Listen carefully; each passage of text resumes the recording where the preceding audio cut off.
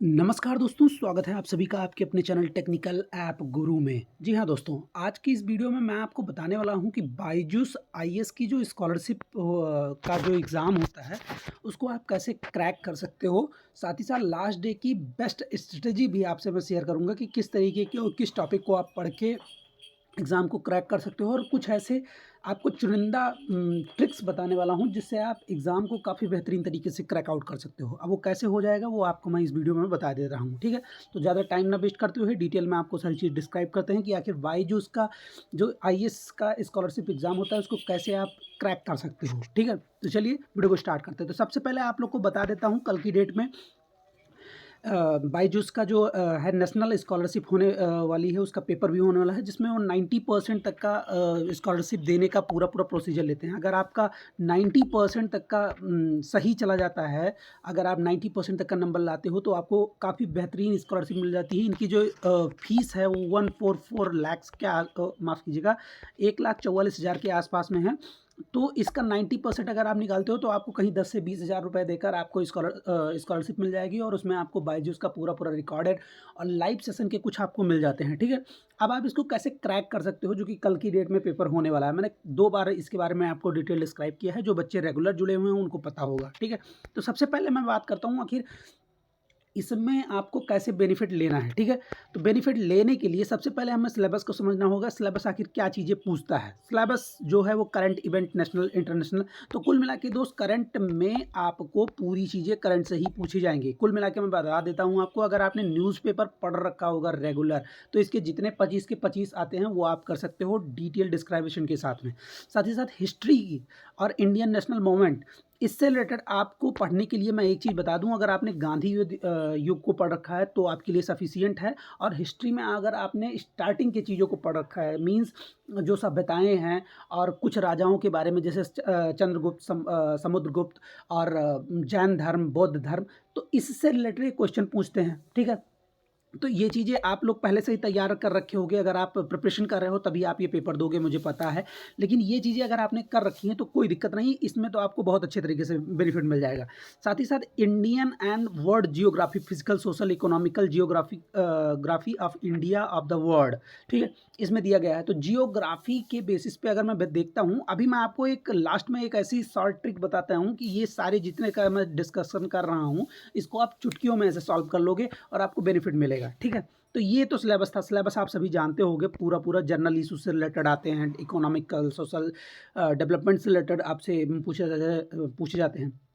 अब पैटर्न से यहाँ से आपकी सारी ट्रिक और स्टार्ट होती हैं। वो आप देखो, सबसे पहले इन्होंने कहा पॉलिटी। पॉलिटी में 15 क्वेश्चन आपसे पूछेंगे, लिमिट जो दी गई हो नो लिमिट की दी गई है, यानी आप कितना भी टाइम ले सकते हो, किसी प्रकार से भी कर सकते हो, ठीक है? अब आपको करना क्या है इसमें, सबसे मजे की बात मैं आपको बता देता हूँ कि जैसे पॉलिटी में ये सबसे ज़्यादा क्वेश्चन जो पूछते हैं, पॉलिटी हुआ चाहे जियोग्राफी हुआ चाहे हिस्ट्री हुआ, ये सबसे ज़्यादा मल्टीपल चॉइस क्वेश्चन पूछते हैं जिसमें ये तर्क और कथन से रिलेटेड रहते हैं।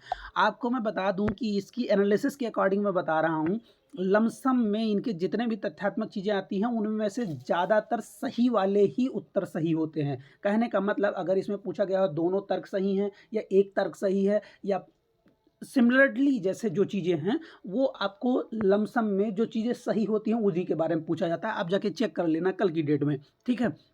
दूसरी बात, रही बात जियोग्राफी की। जियोग्राफी को तैयार करने के लिए अगर आपने इंडियन जियोग्राफी टोटली अच्छे से तैयार कर ली है तो इसमें 15 में से 10 क्वेश्चन आपके हो जाएंगे। 5 क्वेश्चन नहीं भी करोगे तब भी आपका काम बन जाएगा, ठीक है? तो आप इंडियन जियोग्राफी अगर पढ़ रखे हो तो उसको मेमोराइज कर लेना, काफ़ी अच्छे तरीके से हो जाएगा। और वो भी मैं आपको बता देता हूँ, जितने रामसर स्थल हैं, साथ ही साथ आपको जितने मतलब इंडियन जियोग्राफी में जितने तटीय क्षेत्र हैं, स्थलीय क्षेत्र हैं, कितने क्षेत्रों से जुड़ता है, किस पॉइंट से जुड़ता है, उत्तरी क्षेत्र क्या है, दक्षिणी क्षेत्र क्या है, यानी कुल मिला के इससे इंडिया से रिलेटेड जितने भी आपके टॉपिक्स हों उनको कवर आउट कर लीजिएगा, आपका एग्जाम कन्फर्मली क्लियर हो जाएगा, ठीक है? अब हिस्ट्री में आ जाती है। हिस्ट्री का मैंने ऊपर ही डिस्क्राइब कर दिया था आपको। साइंस एंड टेक्नोलॉजी, जितने दैनिक जीवन से रिलेटेड आपके कॉन्सेप्ट हो रहे हों, यानी जैसे कार्य हुआ, बल हुआ, शक्ति हुई, यूनिट हुई, इससे रिलेटेड आपको क्वेश्चन यहाँ पे देखने को मिलेगा, क्योंकि ये टोटली आपके लिए एलिजिबिलिटी टेस्ट रहता है, तो इनमें ज़्यादा से ज़्यादा मात्रों को दिया जाता है। कुछ चीज़ों में आप इसको सही तरीके से कर सकते हो। करंट अफेयर जो है वो आप न्यूज़पेपर अगर रेगुलर पढ़ रहे थे तो आप एकदम पुख्ता कर सकते हो। कोई बहुत हार्ड फास्ट न्यूज़ इसमें नहीं पूछी जाती है, ठीक है। तो ये तो 2 ट्रिक थी आपको बताने के लिए कि कितना शॉर्ट तरीके से आप कर सकते हो। दूसरी चीज़, अगर आपको लगता है कि आप नहीं किसी तरह रजिस्टर ही कर दिए हो, डायरेक्टली मुझे अब पेपर ही देना है, तो दोस्त मैं एक चीज़ आपको बताना चाहूँगा कि अगर आप 50 क्वेश्चन में बी और सी को कॉमन एक के बाद एक लगाते हो तो आपके करीबन 80% तक के क्वेश्चन सही जाने वाले हैं। अब आप कहोगे कॉमन कैसे लगेगा? मान लो आपने पहले वाले में बी लगाया है तो दूसरे वाले में सी भी लगाया। इसके चांसेस बहुत कम होते हैं, लेकिन मान के चलिए कि आपके सी वाले ऑप्शन के ज़्यादा क्वेश्चन रहते हैं जिनको आप प्रेफरेबल ले सकते हो। ये मैं अपने तरफ से बता रहा हूँ, मैं ये कोई कॉपी ट्रिक नहीं बता रहा हूँ। आपको समझ में आए तो करना, नहीं आएगा तो कोई बात नहीं ना। और दूसरी बात, तीसरी बात आपके लिए ये है कि इसमें टाइम की कोई लिमिट नहीं दी गई है, तो आप चाहो तो गूगल की हेल्प ले सकते हो और आपको सॉल्व भी कर सकते हो। अब आप कहोगे कि सर अगर ऐसा ही करना तो लोग इस तरह से पेपर के क्यों नहीं दे देते हैं?